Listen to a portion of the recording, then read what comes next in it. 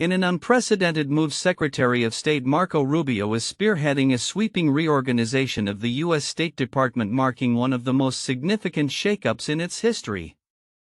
This overhaul, as reported by the Free Press, signals a dramatic shift in U.S. foreign policy priorities and internal structure driven by an agenda that seems to align closely with the Trump administration's controversial stance on various global issues. The reorganization aims to dismantle 132 agency offices that were previously focused on promoting democracy and combating extremism worldwide. Rubio's justification for this radical restructuring is rooted in his belief that a radical political ideology has permeated the agency. This perspective echoes sentiments expressed in recent months wherein he has criticized the department's previous efforts to address global propaganda and disinformation, particularly when he felt it unfairly targeted Trump.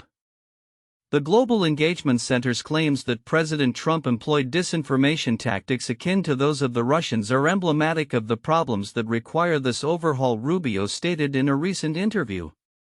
This shift in focus has raised eyebrows, particularly among foreign policy experts who argue that the cuts could undermine U.S. efforts to maintain stability and promote human rights on the global stage.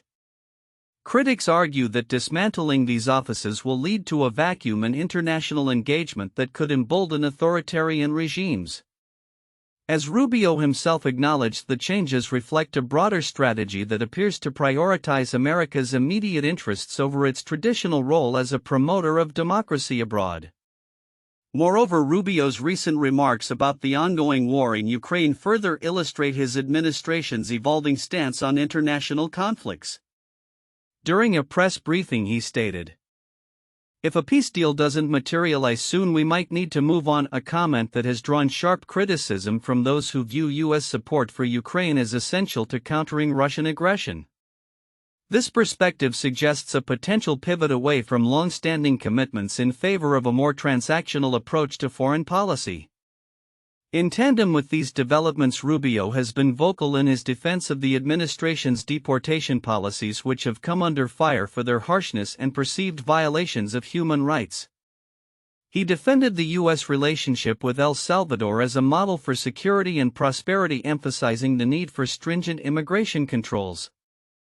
His comments reflect a significant departure from the more moderate immigration policies of previous administrations, as he has touted the government's authority to detain individuals who possess legal status, even if they have not committed any crimes. Despite the controversy surrounding his decisions, Rubio has dismissed rumors regarding the lifting of sanctions on Russian energy assets as unequivocally false, emphasizing the administration's commitment to maintaining pressure on Russia. This statement reflects the complex balancing act the administration is attempting to navigate amid domestic and international scrutiny. As this historic reorganization unfolds, the implications for U.S. foreign policy and the State Department's role in the international community remain uncertain. The move towards retrenchment and a more insular approach raises critical questions about America's future as a global leader. Observers will be closely monitoring how these changes affect U.S. relations with allies and adversaries alike, and whether this new direction will yield the intended results or exacerbate existing tensions. Looking ahead, the coming months will likely provide clarity on the effectiveness of Rubio's ambitious overhaul and its broader impact on U.S. foreign relations. As the global landscape continues to evolve, the choices made by Rubio and the administration will be pivotal in shaping America's position on the world stage, and the repercussions of these decisions will resonate for years to come. In an era marked by increasing scrutiny of government officials and their actions, Defense Secretary Pete Hegseth finds himself embroiled in a series of controversies that have raised eyebrows and led to calls for his resignation.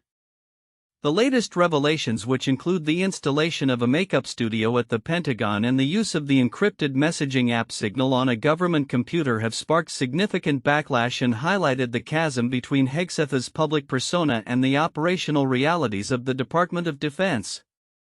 Hegseth, a former Fox News host, has been navigating a tumultuous political landscape since his appointment. His recent decision to retrofit a room near the Pentagon's press briefing area into a makeup studio for television appearances has drawn criticism, particularly given the project's cost during a time of purported budgetary constraints. According to sources, the renovations, initially budgeted at over $40,000, were downsized to several $1,000s. In response to a CBS News report on the matter, Hegseth labeled it a totally fake story, insisting that there were no formal orders for such an installation.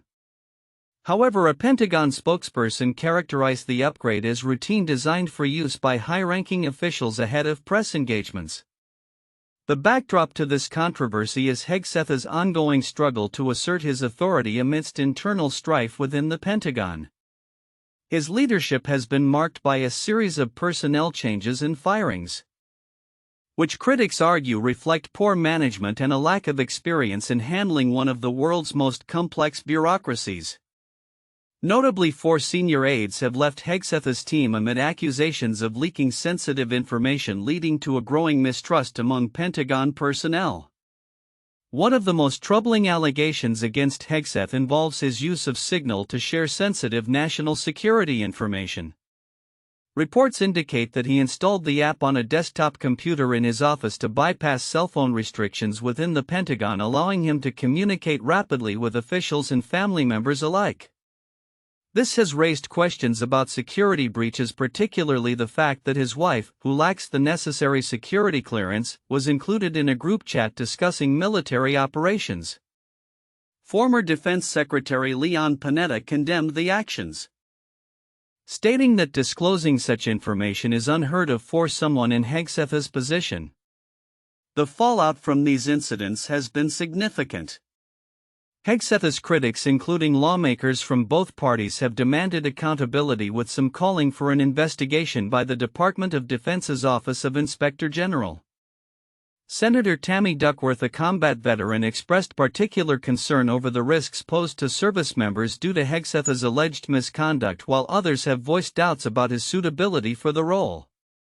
Despite the growing chorus of criticism, Hegseth retains some support within the Republican Party and among his close allies.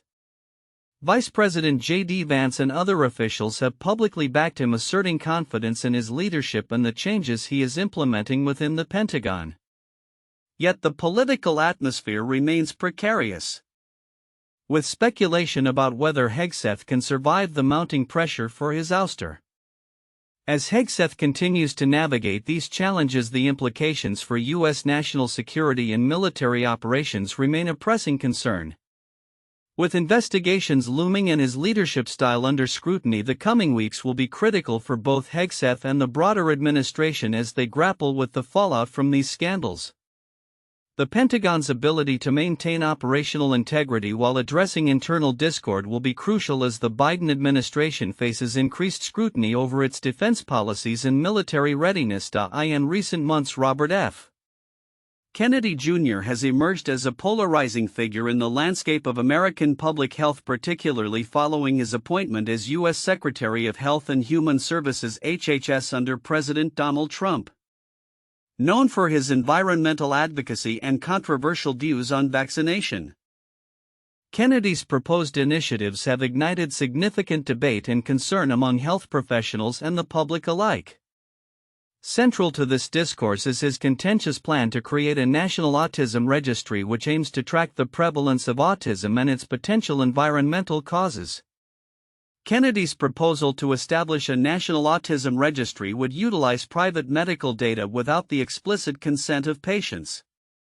This initiative has drawn sharp criticism from privacy advocates and disability rights organizations who argue that it risks infringing on personal privacy and could lead to the stigmatization of individuals with autism. Critics emphasize that the ethical implications of such a registry could outweigh the potential benefits of increased data collection.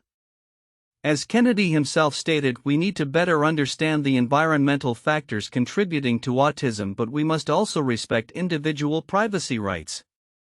Moreover, the broader implications of Kennedy's health policies have raised alarms across the public health community. He has expressed skepticism regarding the safety of vaccines, including those for COVID-19, and has suggested the possibility of reversing the Centers for Disease Control and Prevention's CDC recommendations for childhood vaccinations. This vaccine skepticism has been met with vehement opposition from health experts who warn that undermining vaccination protocols could lead to a resurgence of preventable diseases. Dr. Margaret Hamburg, a former FDA commissioner, remarked, "The evidence supporting vaccine safety is overwhelming, and any deviation from established guidelines poses a significant public health risk." In addition to his controversial stance on vaccines, Kennedy's proposed budget cuts for critical mental health services have raised further concerns. A draft budget under his leadership suggested eliminating federal funding for the 988 Suicide and Crisis Lifelines LGBTQ+ youth specialized services. A move that many believe could endanger vulnerable populations who rely on these resources. Mental health professionals have voiced their discontent, arguing that such cuts would exacerbate mental health crises among LGBTQ+ youth. Kennedy's advocacy for phasing out artificial food dyes, citing potential health risks, has seen mixed reactions. While some health advocates support the initiative, major food companies have hesitated to commit to these changes due to economic implications. The dichotomy between public health advocacy and corporate interests highlights the complexities Kennedy faces in enacting meaningful reform. As Kennedy continues to navigate his role, the implications of his policies remain a focal point of national discourse. His tenure is characterized by a blend of environmental and health-related initiatives that are often at odds with established public health practices. While his efforts may aim to drive reform, the potential risks to public health remain a pressing concern. The ongoing debate surrounding his policies underscores the vital need for sound scientific evidence to guide health initiatives, ensuring that public health remains safeguarded against political manipulation. Looking ahead, the full impact of Kennedy's proposals may take time to unfold, but they have undeniably sparked a critical conversation about the future direction of public health in the United States. As stakeholders from various sectors engage in discussions on these issues, the necessity for transparency, ethical considerations, and robust scientific backing will be paramount in shaping a healthier future for all. In a series of significant developments, U.S. Attorney General Pam Bondi is making headlines as she navigates the intersection of legal enforcement and contentious social issues. Appointed in early 2025 under President Donald Trump, Bondi, who previously served as Florida's Attorney General, is under scrutiny for her recent directives concerning the treatment of transgender minors and funding for domestic violence programs. In a notable move, Bondi has directed Justice Department employees to enforce policies that target gender-affirming medical care for transgender minors. This initiative aligns with the Trump administration's broader stance against such treatments, which has sparked widespread debate across the political spectrum. Critics argue that these policies undermine the rights and health of transgender youth, while supporters claim they protect minors from potentially irreversible medical decisions. Bondi's actions underscore a pivotal moment in the ongoing conversation about gender identity and the rights of young people in the United States. In a recent letter, a bipartisan group of lawmakers led by Representatives Josh Gottheimer, Democrat, New Jersey, and Young Kim, Republican, California, expressed deep concern regarding the Trump administration's abrupt withdrawal of funding opportunities for programs that support survivors of domestic violence and sexual assault. The lawmakers argue that the removal of these grants threatens essential services for vulnerable populations, emphasizing the need for clarity and urgency in restoring funding. This abrupt withdrawal of funding has created severe uncertainty that threatens the well-being of survivors, the letter states, highlighting the critical nature of these resources in a time of heightened awareness around issues of domestic violence. Amid these controversies, Bondi has also announced cuts to what she describes as wasteful grants within the Justice Department. These cuts include a $250,000 grant aimed at providing gender-affirming care to incarcerated transgender individuals, alongside other funding reductions for initiatives deemed non-essential by the administration. Great work by AG Pam Bondi at the Justice Department, a post from the Department of Government Efficiency DOGE remarked. framing these measures as part of a larger effort to eliminate unnecessary government spending. The announcement has drawn mixed reactions, with supporters praising fiscal responsibility and opponents raising concerns about the impacts on marginalized groups. As Bondi continues to implement these directives, she finds herself at a critical juncture. Her background as a legal advocate for women and children, particularly in combating human trafficking and addressing the opioid crisis, positions her as a figure capable of driving meaningful change. However, the political and social ramifications of her current policies may challenge her ability to navigate the complexities of her role effectively. Looking ahead, the implications of Bondi's actions will likely resonate throughout the political landscape as debates over gender identity, domestic violence funding, and federal policy continue to unfold. The coming months will be crucial in determining whether her tenure will be marked by reform or a reinforcement of existing divides within American society. As the discourse evolves, all eyes will be on the Justice Department to see how it balances its enforcement responsibilities with the pressing needs of diverse communities across the nation. In a turbulent political landscape, recent remarks by Treasury Secretary Scott Bessent have sparked significant attention and debate over U.S.-China trade relations and the roles of major international financial institutions. Bessent's comments, delivered during a keynote address at the Institute of International Finance in Washington, D.C., suggest a potential shift in the U.S. approach to its long-standing trade tensions with China. He emphasized that the U.S. government views the current moment as an opportunity for a big deal that could ease the ongoing tariff war between the two economic powerhouses.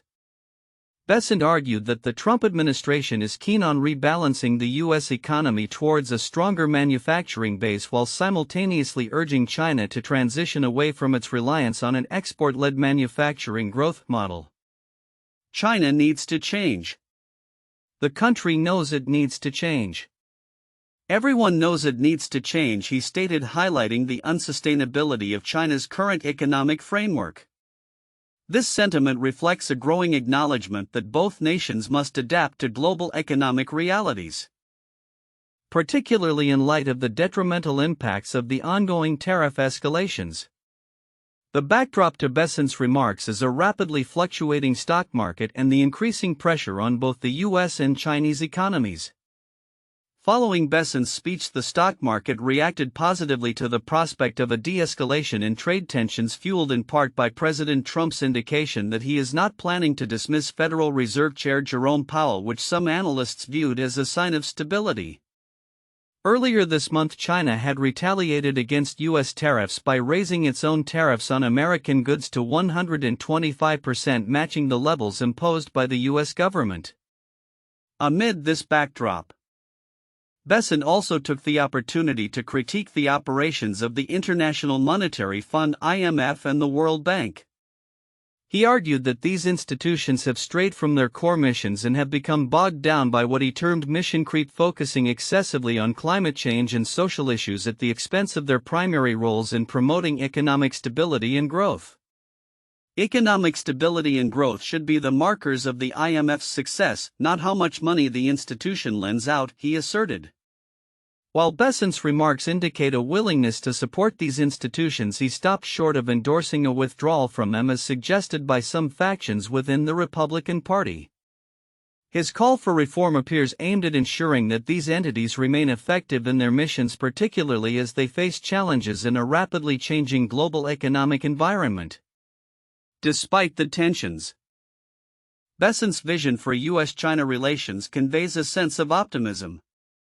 He suggested that both nations could work collaboratively to address their economic imbalances, urging China to increase domestic consumption while the U.S. boosts its manufacturing capabilities. "If they want to rebalance, let's do it together," he said, underscoring the potential for a mutually beneficial partnership in reshaping the global trade landscape. As discussions around tariffs and trade agreements continue to evolve, the implications of Bessent's statements may resonate far beyond the immediate context. The evolving narrative of U.S.-China relations, coupled with the calls for reform at the IMF and World Bank, signals a critical juncture that could redefine international economic cooperation in the years to come. Investors and policymakers alike will be watching closely as both nations navigate this complex web of diplomacy and economic strategy. Hoping for a resolution that fosters stability and growth in the global economy. In a landscape increasingly defined by the intertwining of finance and politics, U.S. Commerce Secretary Howard Lutnick is drawing scrutiny for his extensive financial interests that raise serious ethical questions. As the public face of President Trump's economic agenda, Lutnick's vast investments in real estate, cryptocurrency, and treasury securities have prompted concerns among watchdogs about potential conflicts of interest. His recent actions, including promoting Tesla stock during a market downturn, have only heightened these concerns. Lutnick, who previously helmed Cantor Fitzgerald, a firm now managed by his sons, has positioned himself as a staunch advocate for tariffs and digital assets. His endorsement of Tesla stock on Fox News was particularly controversial, as it coincided with a significant market fluctuation. His optimistic stance on the stock market recovery was encapsulated in a post on social media where he declared, "Never bet against Donald Trump. Never bet against America." While Lutnick has pledged to divest his business interests, questions remain about his commitment to recuse himself from decisions that may involve his family's investments, particularly given his involvement with a crypto task force designed to shape regulatory frameworks for digital assets. Compounding the issue, the New York Times reported that Lutnick retains substantial holdings in over 100 corporations, including firms with ties to China. This situation mirrors the precedent set by Wilbur Ross, Lutnick's predecessor, who faced his own scrutiny over perceived conflicts of interest during his term. Critics claim that Lutnick's financial entanglements exemplify a troubling trend in American governance where accountability appears increasingly elusive. During his Senate confirmation hearings, Lutnick attempted to address these concerns by asserting his financial independence and commitment to public service. He stated, "I've made the decision that I've made enough money in my life. I can take care of myself, I can take care of my family. It is now my chance to serve the American people." However, the lack of clarity regarding his divestments and ongoing financial interests has left many questions unanswered, prompting calls for greater transparency. Robert Weissman, co-president of Public Citizen, emphasized the gravity of Lutnick's situation, stating, "In this administration the conflicts are so pervasive and rife, but I think it's fair to say that Lutnick does stand out." Weissman's comments underscore the growing perception that Lutnick's financial dealings could unduly influence his policy decisions, particularly as he oversees critical areas impacting American commerce and trade, including job creation and cybersecurity frameworks. The importance of the Commerce Department cannot be overstated. It plays a vital role in shaping economic policies that affect the everyday lives of Americans, from trade regulations to the development of technology standards. Yet, as highlighted by Huichin, a former ethics consultant at the Department of Justice, the system is currently under significant strain. "Our system was never designed for this level of conflict issues," she remarked, indicating a growing acceptance of conflicts of interest as the norm in governance. Lutnick's situation is further complicated by ongoing scrutiny from lawmakers. Senators Elizabeth Warren and Maxine Waters have called for investigations into his actions, particularly regarding his promotion of Tesla stock and the potential breach of federal ethics laws. They argue that Lutnick's financial interests in Tesla could lead to improper advantages, given his role in shaping economic policies that impact the automotive and tech industries. Despite Lutnick's assurances of compliance with ethics guidelines, the efficacy of these regulations has come under fire, especially in light of his family's significant investments in companies like Tether, a crypto platform often criticized for its lack of transparency and potential involvement in illicit finance. Critics point out that the lack of enforcement mechanisms leaves an enforcement void, raising concerns about the integrity of public officials. As Lutnick navigates the complexities of his role, the calls for accountability continue to grow. The ongoing appeals from CEOs in Louisiana urging the Commerce Department to expedite federal broadband initiatives highlight the urgent need for decisive leadership and ethical governance. David Herring, a Louisiana CEO, recently expressed frustration over delays in the Broadband Equity Access and Deployment BEAD program, emphasizing the detrimental impact on job creation and infrastructure development. The unfolding developments surrounding Howard Lutnick illustrate the intricate dance between personal finance and public service, raising critical questions about the future of ethical governance in America. As the nation watches closely, the potential for further investigations and policy changes looms, signaling a pivotal moment in the ongoing discourse around conflicts of interest in government. The implications of Lutnick's actions may well reverberate through the corridors of power for years to come, shaping not only the future of the Commerce Department but also the broader relationship between business and governance in the United States.